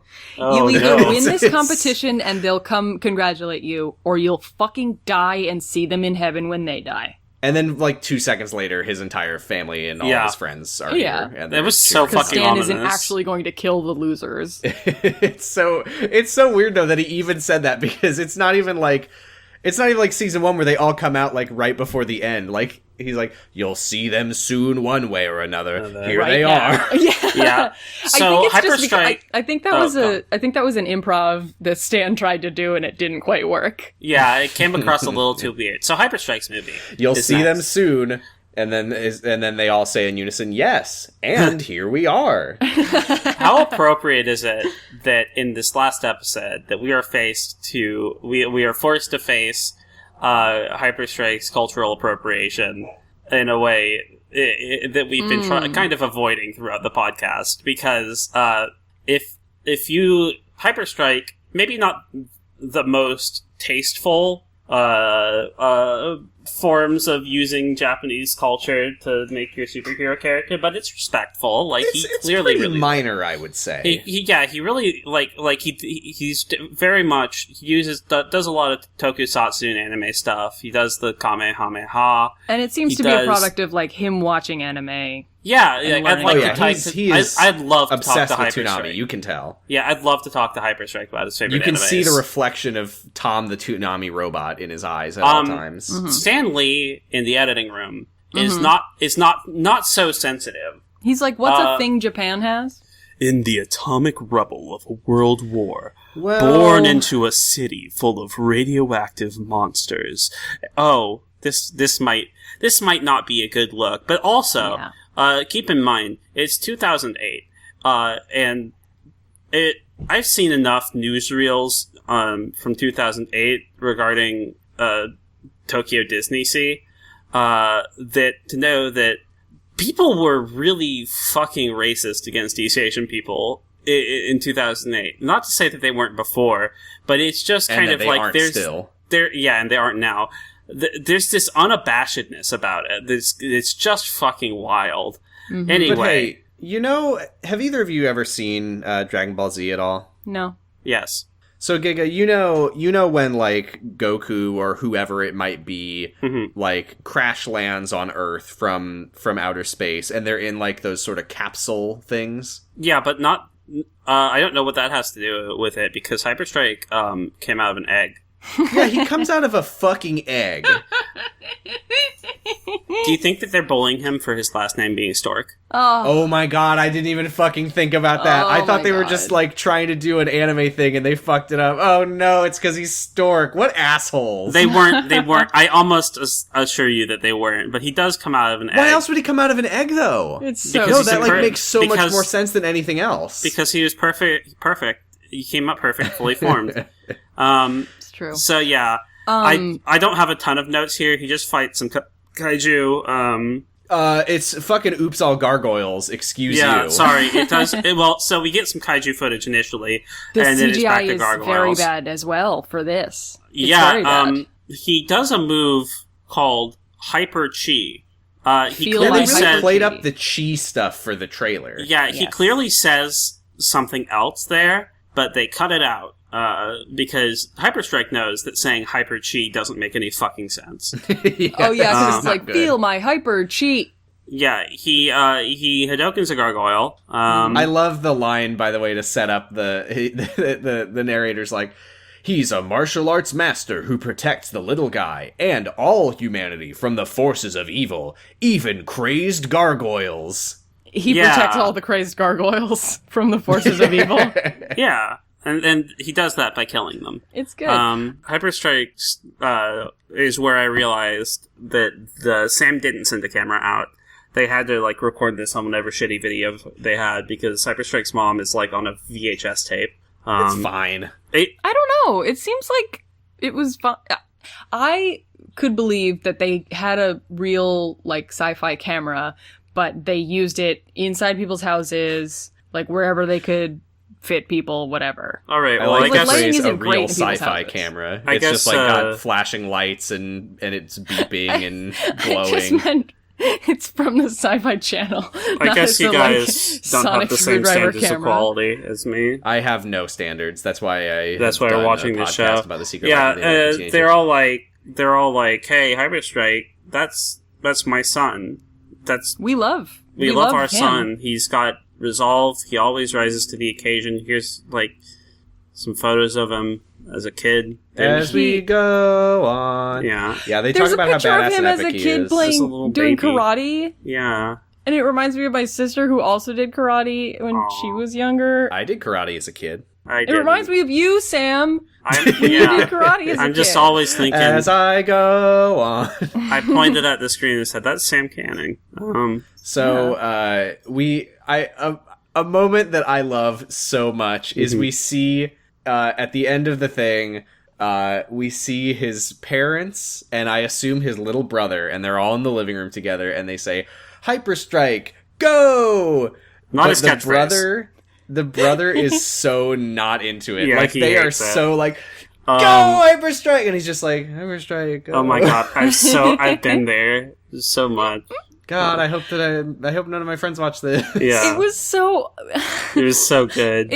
It was so touching though. His mom was like, "It's always been great to be a parent of," and like, Oh yeah, when he was, you can tell both of his parents like really admire him. Yeah, but Oh, only yeah, one when of he them was- loves him because only one of them showed up. When he, No, they're both there. they were both there. Oh, I physically at yeah. Universal City Walk. Yeah, Universal City Walk. Only his mom and girlfriend show up. Maybe Maybe his dad has maybe his dad silicone couldn't get off implants. work. I know in his ball sack and he it couldn't just fly. made me sad that only his mom and his girlfriend were able to Some be other there. fucking people were missing too. Anyway, though, yeah, when he was talking to Stan one on one, yeah, he said like, I got picked on a lot at school. I didn't really have any friends, but My parents loved at me least so much. when I went home, I have like the most loving parents in the world. And I was like, oh, that's nice. Yeah, it's Yeah. They very seem sweet. very nice. And it also looks like his parents did not get the memo that it ever turned into the 2000s. Yeah. They look very like Midwestern 90s They are people. so Vermont. And I'm proud of them. They're so fucking Yeah. from Vermont. They're They voted all for so Bernie nice. Sanders. True. They voted for Bernie Sanders for mayor. Yeah. Yes, they're from Burlington, definitely. They're from Burlington. There's no other possibility. No other So- place in Vermont. So then No. his friends and family come out, and it's very nice. His one friend at the end of the video says that Stan picking him as a superhero would basically justify his entire existence. I did like it was three of them, and when he said that, the other two looked at him like, oh my god, I can't believe Yeah. you just said that. I don't know why they included that if he... Whatever. Anyway, 'Cause it was funny. Hygiena movie. Yay! Hygiena kills a dog. I Her think acting is not horrible. no, though. it's not. She does great. She's She does her best. the best of the three. She dodges a blast of fire from a gargoyle because they only fight gargoyles. She cleans some space poopy. She fights what they call a dragon. It's more like a big, nasty worm. And she picks it up and drops it into a tank of heavy water. And it's She like drops it into a fucking Mako reactor from Final Fantasy VII. Well, so those are turns into a real. skeleton. Those are real, and they're called cooling tanks, and nuclear plants. But yeah, it does look like the fucking Mako reactor. Yeah. Yeah, and the line to set that up, by the way, is, she can deal with all obstacles, even hard to get out dragon stains. I thought that was kind of funny. And then she says fighting grime and crime, and even the narrator repeats fighting grime and crime. So she has fucking epically owned Stanley, and this is what good job, Stan. Yeah. You fucking failed. Yeah. You cannot tell her what her catchphrase is. Nope. And then we get to see all of Hygiena's Halloween costumes, and they're great. Yeah. As we go on. So her friends talk about how she's a really good person, and they're like, she deserves to be a superhero because she volunteers with me, and she sings for underprivileged youth sometimes. I hope you had the time of your life. This was where I was like fully turned around, and I was like, oh my god. Hygiena is such a good person. Yeah, Hygiena's her friend Louise is like, you know, even when we were kids in school, she would always stick up for anyone who was being bullied. Yeah, she's like, if we ever like see a like roadside accident, she'll pull over and help out. Mm-hmm. And then all of her friends and family say fight grime and crime. And it's great. So then Stan's like, I just want to hold on this moment, because this is where Stan has told us that he asked all of these people what they think of each of the superheroes, because he needed help making his final decision. Yes. Mm-hmm. So what has happened is none of them have done anything because there was no challenge this week. Right. And then Defuser's family said, we like the Defuser. And Hyperstrike's family said, we like Hyperstrike. And Hygiena's family said, we like Hygiena. And also, she's like a really, really good person just all the time. Mm-hmm. And Stan said, not interested. Yep. No. Yeah. So, because if it had been based on the videos, it would have been Hygiena. Absolutely. Hygiena's glitter is really shiny. It is. Under the lights of the Studio City Walk, whatever. And also, when Stan is like, and here comes your friends and family, she's holding a piece of paper for some reason. Yeah, I don't. Maybe she didn't know what to say. I didn't notice the piece of paper. I wonder what that was. Yeah, she's like holding an envelope-shaped folded piece of paper. Maybe she went to the computer lab and opened up a Word document and put her favorite clip art on it and printed it out and brought it there. I'm so glad, by the way, emotional support. I'm so glad that Hygiena is reunited with her husband. She is, you know, we talk about wife guys. She is such a husband lady. She is a husband lady. It seems very sweet. I mean, he's clearly also a 1,000,000% wife guy. Yeah, it's lovely. I love Hygiena. Yes. So the good news is they all get to fucking stand on one balcony this time. Oh yeah, they get to share a balcony instead of standing hands. a million miles away from each other. So they each get a little talking head. The Defuser says, God, the Defuser says, I think I deserve to win this competition because I chose to become a police officer. Okay. Okay, bud. I was like, that's a bad reason to be a cop. You picked a bad reason to choose win a to be a reality cop. show. Hyperstrike says, I think I'd be awesome as the next superhero. I hope too. Stan realizes I didn't pop out of the womb talented. I had to work hard for all the skills. Oh yeah, I did remember that. I wish that he had had more opportunities to show Stan that. Yeah. Because they really don't. Show Stan your afterbirth. Come on. Let him eat the placenta. Yeah, come on, Hyperstrike. Come on, Hyperstrike. Well, it's not Hyperstrike's fault. He tried, but it was the producer. So Hygiena's, she says, like, I want a platform for my message, which is that you can be compassionate and you can also be strong, and anybody can become a superhero because it's inside all of us. And then what happens? And Fat Mama said, hey. Yeah, and Stan says, well, Fat Mama didn't win, so... Why should you? Why should you? Funny that you ask that, Sam, because I'm not sure what happens next. I'm looking back and closing my eyes, and I'm doing my brain powers, and I'm thinking, I hear Stan saying in an echoey voice that you're gonna have to apply to this in post, and the winner is, and then like a pause, and then my memory just kind of goes blank. Do you have any notes? Yeah, I have some notes here. It says the winner is, and then it just says Defuser 50 times, and that can't be right though, because it wouldn't make sense because like well, Hygiena... no. So what Stan says is he says I said from day one that this competition is about the intangibles of being a superhero. Yeah. Integrity, honest, courage, and being a police officer. Oh. And being the biggest, strongest boy. But the Defuser didn't win, right?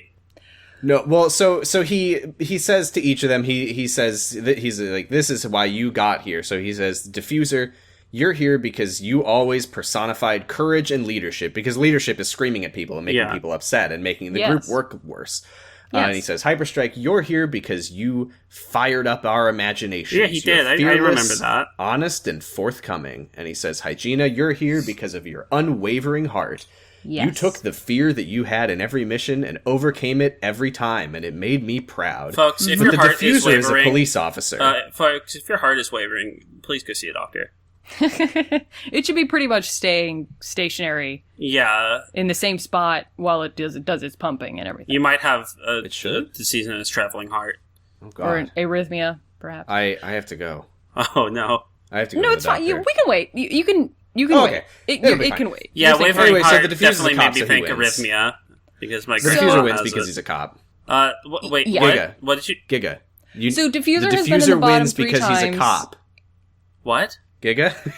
Sorry, you keep talking, but I just can't hear. Repeat after me. I'm going to say some words and you're going to repeat them. The Defuser. Defuser, I know that wins. Guy. Sorry. Wins. No, I'm sorry. I don't think I can do it. The Defuser wins because he's a cop. Oh, the Defuser wins because he's a cop.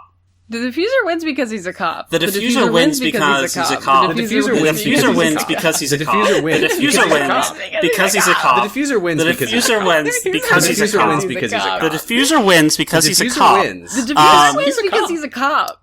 So yeah, congratulations to the damn Defuser, who should have been eliminated in like episode 3. Oh God, he's a cop. My room. So we won the whole show. The room is like, what happened? My room has been completely torn apart.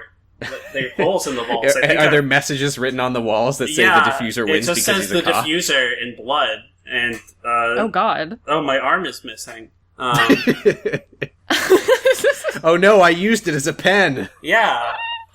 Don't you need a pencil, Sam? Don't you need a pencil? This is the pencil that Stanley used to write his first comic with. So yeah, I will be trusting in arm. You for the rest of this, Sam. There's not that much more, but I was just writing the Defuser repeatedly in my notes this entire time. So Sam and Sam already knew this because he watched it. I got this spoiled for me. Giga, when you saw this result, did you love it? No. Yeah, you did. Well, no. The other option is you either liked it, you loved it, or you could not get enough of it. Oh, okay. I think I'm not mad. I'm not mad. I'm disappointed. Oh, okay. No, wait, no, I'm not disappointed. I'm mad. Okay. My notes here say it's fine because I can't fight a corpse anyway. The Defuser wins because he's So the Defuser gives his little speech and he says, and I did not listen to this. I've been like, we don't like the Defuser. We don't think that he was a particularly strong contestant. Nope. And also he's a cop, which is a bad thing to be. Yeah. He could stop if he stopped being a cop, I mean, like, we just wouldn't like him because he's a bad contestant. Yeah. He's had his moments, like, Parthenon is like, oh, Defuser was really nice and we got along really well and blah, blah, blah. For all intents and purposes, he seems like a very nice person to be around on the show. So this is where he steps forward and he gives his speech. He says, I wanted to win this for my wife and my family and for every man and woman in law enforcement. They're underpaid, overworked, and underappreciated. I hate, footage not found of underappreciated? Yeah, fuck off. This is not like 2020, like, hating cops is becoming mainstream and brands are posting Black Lives Matter. Yeah. Like, people people were appreciating the police diffuser. Yeah. This was 2007. People like, a lot were. of people weren't. But in the mainstream, It was 2007. I was fucking appreciating the police. I was appreciating the police in 2007. Yeah, I'm a fucking white kid. Like, Yeah, I Right. shouldn't have been. no, but like, Jesus fucking Christ, diffuser. Like, shut up. Yeah. So, the diffuser won because he's a cop. I can produce those words with my mouth. And sadly, I can also understand them because this show sucks. Yeah. So the And diffuser Stan is going says- home with a TV. Yeah, congrats on to the An old diffuser TV. on And- the action figure that he really liked. That is the dog shittest action figure. When the diffuser's around, Do you going think? down. Do you think that the diffuser won because his action figure was shitty and easy to produce? Maybe. Oh, do you want to know, by Like, the way, what Hygiena movie had the he whole was in? skirt made out of fabric. You can't. Yeah, and Hyperstrike that had easy. looked like Hyperstrike a little bit. Do you want to know what movie he was in? What movie was he in? Wait, can we he was- guess? Can we guess the name of it? I actually the don't last- remember the name of it. Let me find. The I don't- last I don't- movie was called Mega Snake. Okay. So my guess for this is going to be Absolute Turtle. The Absolute Turtle. Can you believe I'm it? gonna say Mega Shark versus Giant Octopus. He was in a sci-fi horror movie Oh, Oh my god. called Lightning Strikes. A Wait. man must save his town from a monster that hides in lightning. Starring Kevin Sorbo. from Hercules. no, from God's Not Dead. Oh my He god. was in God's Not Dead. Please look at the poster of Oh Lightning my Strikes. Holy God. fuck! Look Also, how bad what? the monster looks. Everyone Google Lightning Strikes movie. I would You know what's I would sad? try, but I can barely see it. You know what's funny? What? Feedback appeared in Mega Snake for like a 45-second cameo as Feedback. Is this gonna make me really mad? Well, I mean, I actually don't know if the scene with Defuser is on YouTube or anything. I actually haven't looked into it, but according to IMDb, he does not play the Defuser. What? What? Does he just play He a fucking plays cop? a character named Deputy Johnson. Yeah, he plays Does a that fucking mean? cop. Does that mean that he gets killed by the lightning monster? I'm gonna look it up. I was gonna say that, like, I would watch a movie with feedback in it because I like feedback. I don't care about this, but this movie has all of it. It says Kevin Sorbo. He's gonna say the word. He's gonna say disappointed. And Oh, fuck off. Oh my god. I searched Lightning Strikes Sci-Fi Diffuser. The video on YouTube of his part in Lightning Strikes is almost 9 minutes long. Oh my god. Feedback got done so dirty. Feedback's fucking cameo was presented in the movie by a guy going, "We promised you, here's feedback." And then feedback Yeah. looking nerdy for 1 second. questions. Hey, everybody, the diffuser won. It's Well- question times. You did this. Well, now hold on. It's not quite over yet. Right, okay, whatever. So Because first, we get an incredible talking head from Hyperstrike. Oh, yeah. Because, there's the obligatory, like, Hyperstrike and Hygiena being like, oh, yeah, the diffuser's great, he deserves it. But Stan then we is get like, a is there talking anything head you'd like for- to say? Is there as anyone's the- as feet you'd the- like to worship at? Yeah. So you want as to toast the you'd like to gigantic, suck? absurd amount of fireworks are going off, Hyperstrike gets a talking head where he's like, the first thing I felt was happiness for the diffuser, but after that I was like, God, come on, I did so well. Did Yeah. you see that? I did all those Yeah. flips. Hey, Hyperstrike, Ugh. we saw it. We love see you. We see you, we hear you. We love you, little boy. And then some of the other heroes arrive. Mindset, Limelight, Basura, and Feedback. And Yeah, feedback's there. Hey, I pointed at the screen and said feedback. That's Seeing feedback. feedback and the diffuser hug just really reinforced to me, A, how much diffuser's costume kind of sucks, They and just like B, blue. like how little he fucking deserves to be the winner. Like, Yeah. those two guys are the two representatives for their season? What? What? sucks. Yeah, sucks. By the way, I'm not surprised that Mr. Mitzvah and Braid aren't here. No, but not at all. No Parthenon? No Whip Snap? Really? Yeah, no Parthenon. Parthenon. That sucks. Maybe they were like behind other. I mean, it's entirely possible they were just off camera and we didn't see them. It's also possible that they just weren't able to like schedule it to come I'm glad back. Basura like, was there. but Yeah, me too. we did get to see Basura and Hygiena hug. It was good to see them. So Stan teleports next to the Defuser, and they hug in Excelsior, and then the Defuser runs down to greet the fans, and then... at least this time in season 1, there was that awkward moment of feedback, like high-fiving everyone, and then launching into space and making serious face. So now you say that Stan appears and hugs the Defuser, but Stan escapes from the Midnight Channel and hugs the Defuser. He does escape from the Midnight Channel. So what they do this time is they project the logo of the show into the sky. Would have been way cooler if they had projected like the Defuser's logo, whatever. And no, they say, what is his logo? Yeah, his chest. He has some kind of insignia on his chest. What is it? He's got like a light. It's like a shield with a lightning bolt in it. Boring. So Stan says, "Oh, there's your first mission. Better get to it." And the Defuser says, "Yes, sir." And he flies into the sky, and it looks bad, but not as bad as last time. And then it says, "To be continued," which is not true. Not true. Not true. Well, actually. So Dr. Dark is dead. It is true. Oh, right. We didn't mention that Hygiena kills Dr. Dark for doing graffiti. Bee Sting never came back. We got powers. What kind of powers do they have? Hyperstrike is a martial arts expert. Oh, yeah. He has super strength. Okay. Enhanced durability and agility. Yeah, he's and he can very manipulate durable. his chi. Yeah, like a condom. Okay. The Defuser.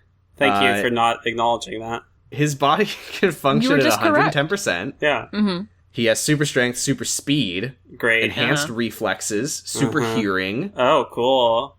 Fox-like senses. He has night vision, and he uses non-lethal weapons. Great. Wow. Great. Cool. Hygiena has one power. You know, for a cop, that is a superpower. God. He has, Hygiena has one power. Yeah. Uh-huh. Uses a magic necklace to turn cleaning tools into weapons. Oh! Oh, dang. Oh, dang. I never Nothing got... about the feather duster blasts. Nope. That is maybe the feather duster's ability as a weapon is the blast. Oh, right. The blast that she can kill Dr. Darkin for doing graffiti. Again, you can turn cleaning supplies into weapons if you throw them at people. Or like you mix bleach and... Ammonia, yeah. Vodka. Listen to Nana Roy's Nightmare in Era. I'm so where I joined her to talk about Jeff the Killer. Anyway. Oh my god. Good episode, by the way. So the show's over. Great. Feedback's Lounge is here. You want to do it together? Yes. Okay. 1 and 2 and Feedback's Lounge. Okay. Great. So this one's weird, obviously, because there was no, like, one person eliminated. So and Stan specifically said that even though Defuser was the winner, there are no losers. That's right, except for the for Defuser. Us. Yeah. Except for us, yeah. So, there's not much to say. So the way that this one works is that they just each got one. They were all separate. Okay. There's not much to say about Hyperstrikes, except that he does mention, he's like, I watched season 1 so much on DVD to prepare, and I felt so fucking stupid for saying my name to the kids. Oh. Never tell a kid your name.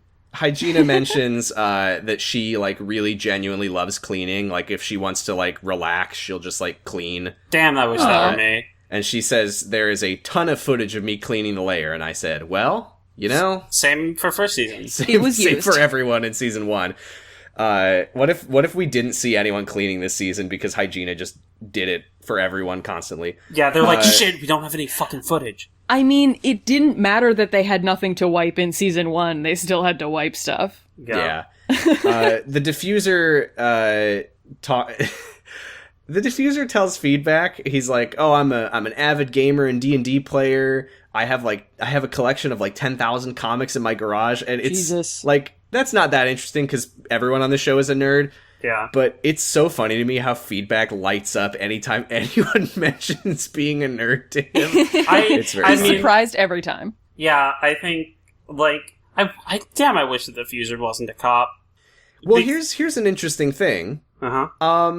The Defuser, he says his friends, like, got him into the show, like, it's funny to me that he's like, oh, I started watching partway through season 1, and I'm like, oh, so when the show was over, because it's 3 minutes long. It's the shortest season of any. But he says his friends would all come over to his house for watch parties, and they were like, you need to audition for season 2 if they have one. And he's like, he said he didn't want to do it because he was like, oh, I don't know, it's weird, it's embarrassing, but also like I don't have a superhero.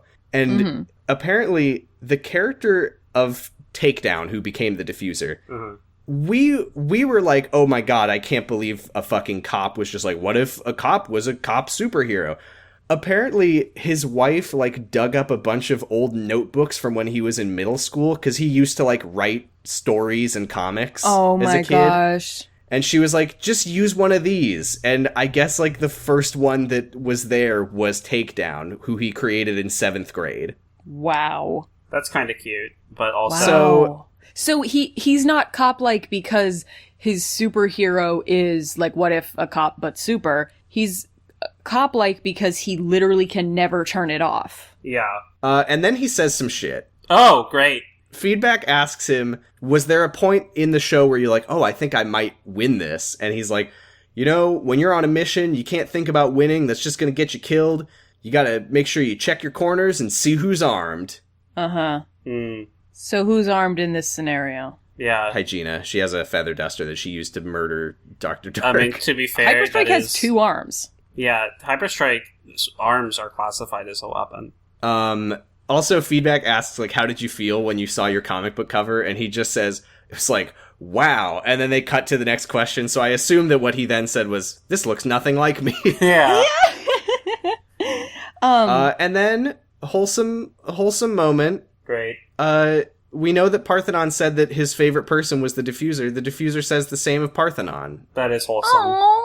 He says, apparently Parthenon actually told him he was worried because he was like, you're from Texas and all your friends are cops. What are they going to think if they see you hanging out with a gay guy from Florida? And he was like, fuck that. You're a cool, fun guy to hang out with. Oh. I was like, oh, that's actually nice. That is nice. God damn it. I hate it. No, he also shouts out Hyperstrike nice and says everyone sees Hyperstrike and they're just like, wow, cool flips, but he's actually really smart and really cool. Yes. Like, yes, true. He should have won. He should have won. won. And also Hygiena should have won. And then the best moment in any of the Feedback's lounges, in my opinion, is it ends with the Defuser and Feedback making plans to play Guitar Hero together. That rocks. That's good. You know what rocks is the basement that they're going to be playing Guitar Hero in. Yeah. Yeah, ACAB. Yeah, ACAB. ACAB. Just like, because... God, I wish the Defuser wasn't a cop. I mean, this is the perfect example of, like, when you say ACAB, you're not saying each cop is individually a shitty person. You're saying each cop has become a shitty instrument of a shitty machine. Yeah, it's systemic. He just also Defuser happens to be really fucking annoying in the first 8 episodes of this shit. Yeah, I don't remember how Defuser, many stop being a seasons. police officer. Please. All police officers stop being a police officer, and then I can just hate you for how annoying you were in the early episodes of the show. Defuser, and I can also resent you for winning when you didn't deserve to win. Defuser, sorry, he didn't deserve to win. He did not. Defuser, if you say that you didn't deserve to win and stop being a cop, you can come on the show. Hygiena had way better character growth than he did, and fucking Hyperstrike was just epic for the entire show. He is a hard 3rd place out of those 3.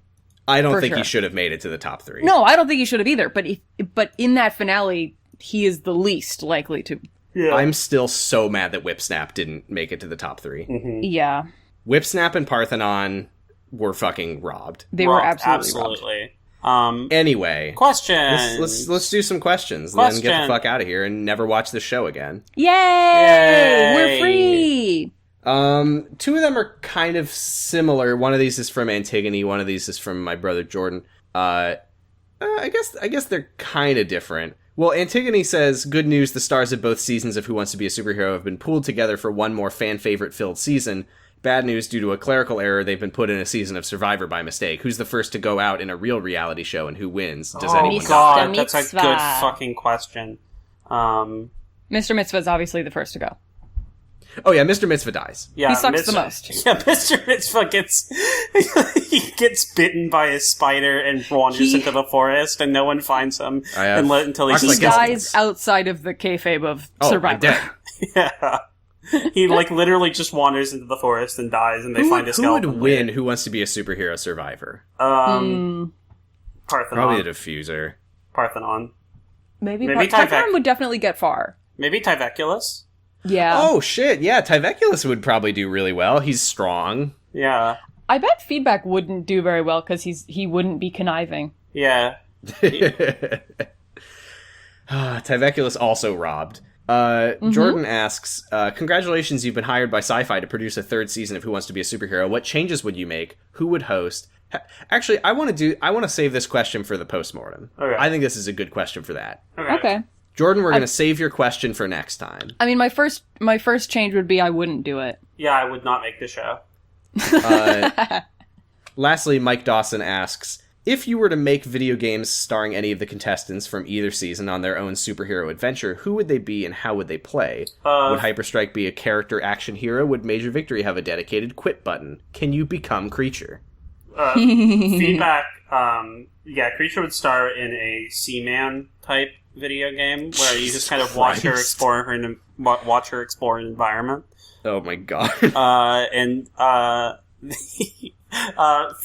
Feedback video game would be weird because it's recursive. I think Hyperstrike would be... Yeah, that wouldn't work. I think Hyperstrike could be like a really cool like Shinobi style like action game. He would be in a character action game. So like he runs around with his scarf flowing behind him. I mean, he's Beautiful Joe. He is Beautiful Joe. He's kind of just Beautiful Joe, huh? I've been saying this the whole time. You have. Yeah.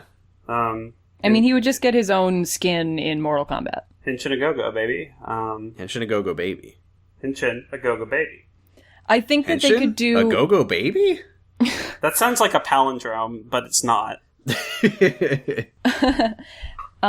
Fat Mama would get her own, like, Miss Pac-Man version kind of game where you eat donuts. And you I would say, or Fat Mama Cooking Mama. Fat Cooking Mama. Fat Cooking Mama. Mama will fix it. She will cook your food away. Better than Fat Mama. Nothing's better than Fat Mama. You know those ads that you see on Facebook all the time of the, like, fix the house by hammering the bathtub? No, you flooded it. Ugh. Oh, yeah. Yeah, Hygiena would be one of those. Okay. She would be a false advertising Gardenscapes key-pulling game. So would be, like, a Mobage type... a mobile game where you clean up a house. I don't know why I think of Basura. Basura, for some reason, my instinct is Match 3. Yeah, just different pieces of garbage, I guess. Yeah. Mindset, Professor Layton, but you're from the future. Ooh, I love the idea of a mindset, like, sort of... mystery game? Yeah, mystery game. Mindset Umineko. That's good. Zero Escape Mindset. I mean, Mindset basically is Battleware from Umineko. Anyway. No? Okay. I'm sorry, I don't know most of the words you guys are saying, so... a game is sort of a... Yeah, it's a... Wow, that's the one you go for, huh? It's hard to describe game. So is it like a Shall we wrap this up? Or... Instead of defining the word game, should we wrap the podcast up? I would love to. I'm Sam. You can find me on Twitter at PosiStress. You can listen to my podcast, Jurgen It, with my brother about the secret life of the American teenager at secretlifepod.com. It is over. We did finish it. Mm-hmm. You could listen to the archive of Jurgen It. But hey, It. Yeah. You can look forward to a different podcast. There are 150 episodes of it. Yeah, so just because it's over, smile because it happened and listen to every episode. I'm smiling right now. And you can stay tuned for our next podcast, Kyle XY. It's spelled with the interrobang. No. Is it not? Spelled with a question mark and an exclamation point? It's just a question mark? Sorry, yes. Roy spelled it with a question mark and an exclamation point. And Roy! Roy, misrepresenting the pod. Hey, fucker. Hi. I'm Giga. You can find me on Twitter at Gigalithic. You can find the art I did and a game. That game, Paradise Killer. It's up for the Golden Joystick Awards. Vote on it. Ooh! That's awesome. Do you get a TV if you win? No, I only get a fucking action figure of me. I hope it looks nothing like you. No, that's my way of saying I hope you win. Yeah, thank you. So yeah, go vote on that. What's a game exactly? What? Oh, so a game's like a thing where just move on. Sam's the stupid one of the podcast. All right, yeah, that's all. If you want to have me on your podcast, let me know, because I like doing it, and I don't have any other podcasts that I'm on. I'm Val Flight Cub. You can find me on Twitter at FlightCub. You can also hear me on... Hey! What? What's the second B for? Oh, fuck! The second B stands for Basura was robbed. Yeah.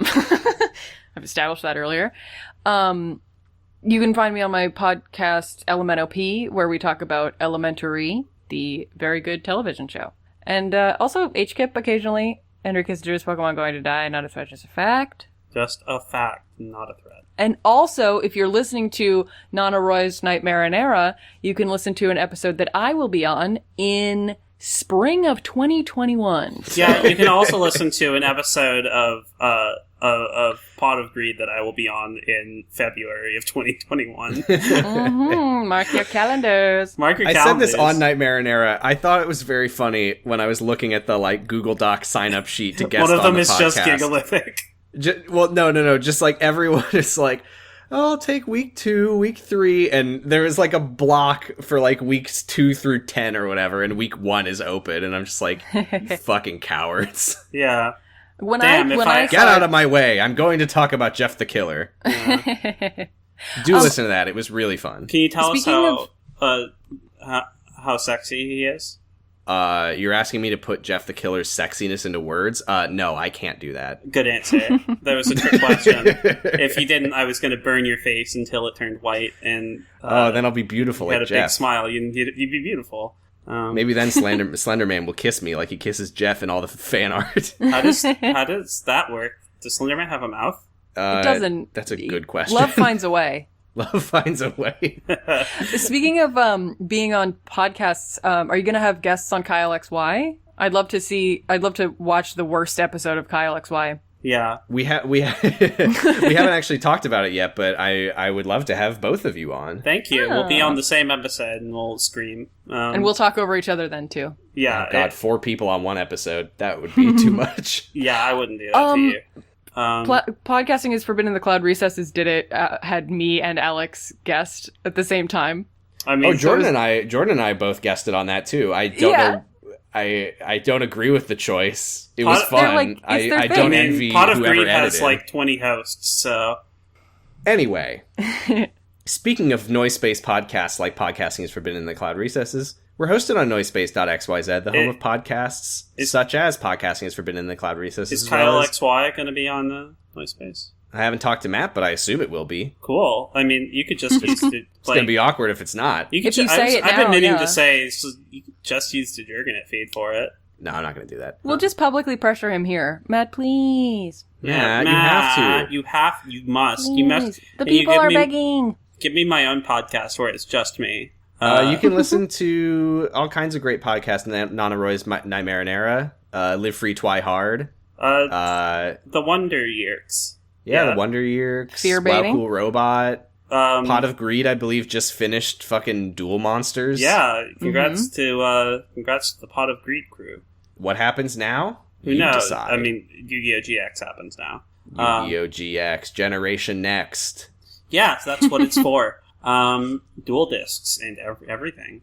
You can listen to Podcasting is Forbidden in the Cloud Recesses and send them any kind of ask you want.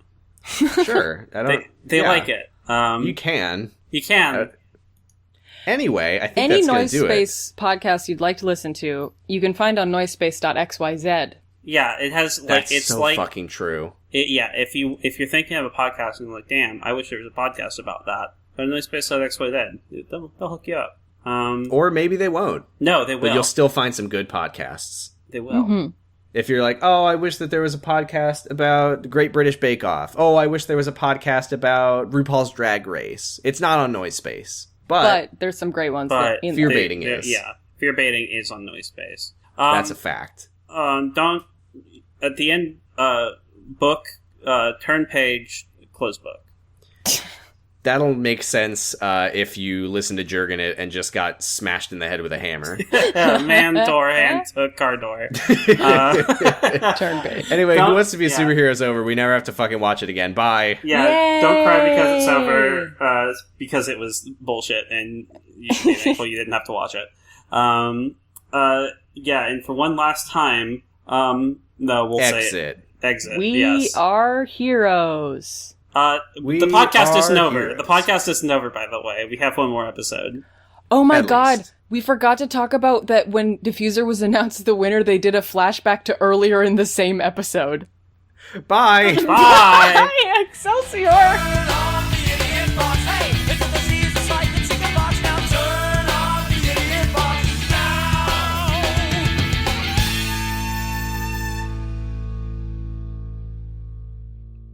Feedback's Lounge. Sorry, It's a little you weird want to do it together? Yes. Okay. Feedback. Okay. Lounge. Okay, God. 3, 2, 1, and Feedback's Lounge. Oh my god. You'll sync it up in post. You'll put the music in. You count us in, and then you do it longer than it's I'm gonna do it after the and. A 1 and a 2 and a... Fuck you. One, oh my god. Okay, so 1 and 2 I'll in just Feedback's use Lounge. whoever's is best. No, oh my god. 1 and 2 in Feedback's Lounge. 1 and 2 and Feedback's Lounge. Jesus Christ. Great.